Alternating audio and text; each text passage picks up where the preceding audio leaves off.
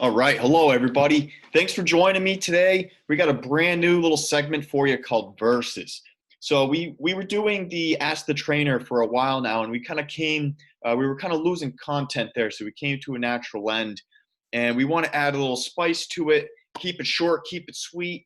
We're going to be doing this every Thursday at 10 o'clock, kind of keeping that same time. And what we're going to do is we're going to hit on three topics very closely related. Um, One of them being nutrition, one of them being general health and wellness, and the other one being exercise, fitness, uh, general workout topic. Okay. So, what we're going to do is this is going to be a very quick slideshow. We're going to compare and contrast one of each of those three topics. I'm going to break them down, um, kind of go over what they are, what the similarities, what the differences are. If you have any further questions that I don't go over, like I said, this will be a very brief, quick summary. Feel free to drop a comment or contact me. And if you have any suggestions going forward as far as other, not necessarily topics, but subjects within this that you want me to cover, feel free to shoot it to me. So, in the meantime, let's get going. Health and fitness edition versus. All right. So we get this one a lot is, what should I eat, Zach? White rice, brown rice, what's the difference? Which one's better? Which one's worse based on my goals? What should I be eating? All right, so let me just kind of go over really quickly what the difference is there. Brown rice is generally going to be a little bit more nutritious than white rice. All rice actually starts as brown. Okay, brown rice. Say that 100 times. It is higher in fiber, magnesium, and a lot of other nutrients. Okay, it isn't artificially enriched with nutrients like white rice is. And that's what I mean by every rice starts as brown. So white rice is actually originally brown, okay, and it is very processed. Okay, they take out many of those important vitamins, minerals, but it increases its shelf life. All right, so you might see it a little bit cheaper because of this reason. Okay, brown rice is going to be higher in nearly all your major macros. Well, just your three macros. So that being, carbs, fat, protein, your general calories, and fiber. Okay, fiber is something that you want to look at. Now, when I say that everything is higher, that doesn't necessarily mean that it's better or worse. It's all relative.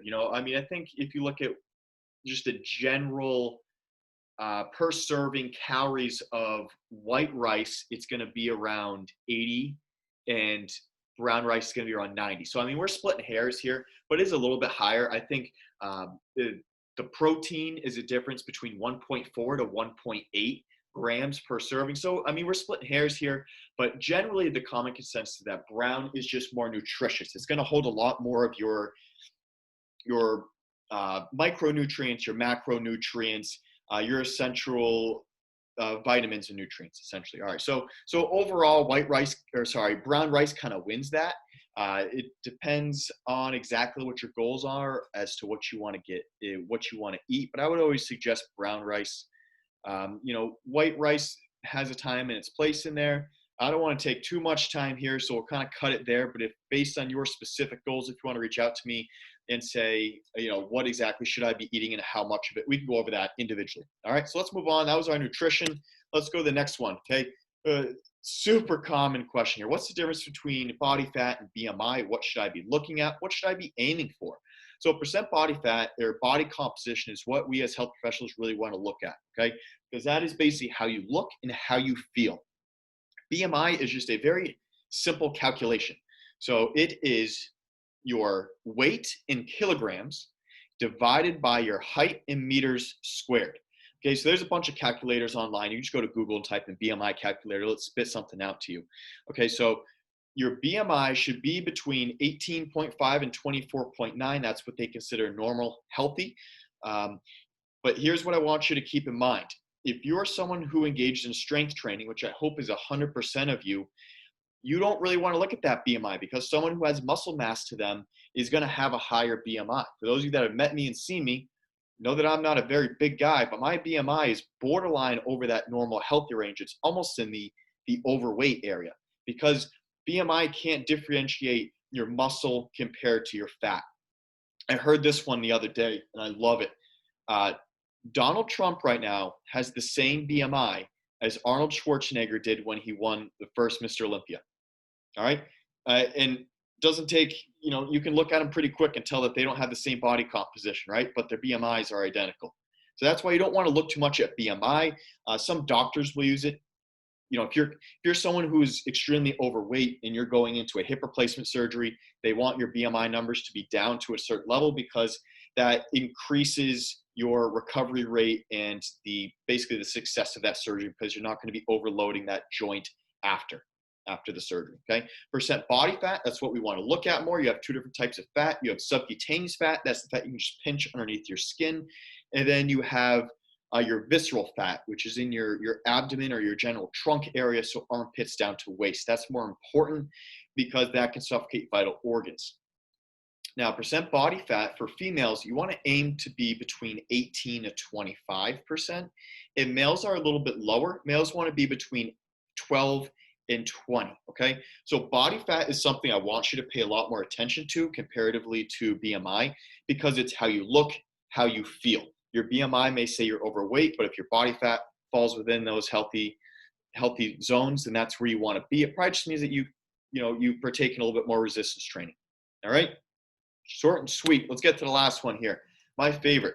We all know that I love my resistance training, and no matter who you are, where you are, you should be engaging in resistance training. So what is the difference between a back bar and a front bar squat?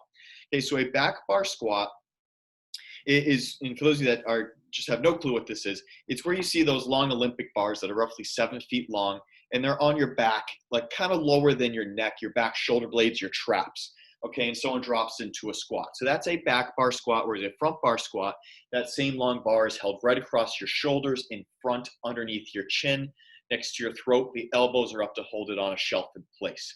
Now, the back bar squat is going to directly load your posterior chain, posterior meaning behind you, so everything from essentially that neck all the way down into the butt, right into the hip where it connects your spine, and then all the way down into your heels. Okay, so this is going to be a little bit more glute, so butt and lower back dominant. Traditionally, you're going to be able to do a little bit more weight with the back bar squat because, once again, you're directly loading your spine. The front bar squat is going to be a little bit more quad dominant, okay, because the load is in front. It's also going to be a lot more core dominant, meaning, your abdomen and front. You're not going to be able to do as much weight with this because, once again, now you're not loading your spine, you're loading more muscles. Personally, and I'd say a large majority of fitness professionals will agree with me, but you're going to have some the other way because, they chase weights. I prefer a front bar squat. Reason being is that you're teaching your abdominal muscles how to squeeze and how to work properly in order to hold your spine in proper alignment, which is going to save your lower back. Also, now you're not directly loading your spine. You're not putting a bar directly on, your vertebrae. All right, you're teaching your abdomens how to work to hold that weight up in front. You're not going to be able to do as much weight, but I find it's a little bit more safer. Back bar squat, once again, you're going to be able to do a little bit more weight, but I don't find it quite as safe because you have a little bit more of that forward lean. You have more of a risk of falling forward. And once again, you're just loading your spine. All right. So that's it for verses today. Try to keep it short and sweet. If you have any further questions on any of these comparing and contrasting subjects, feel free to reach out to me. And if you have any further suggestions that we can do going forward, also, please let me know. So until the next time, stay safe, stay active, and stay healthy, friends. Bye.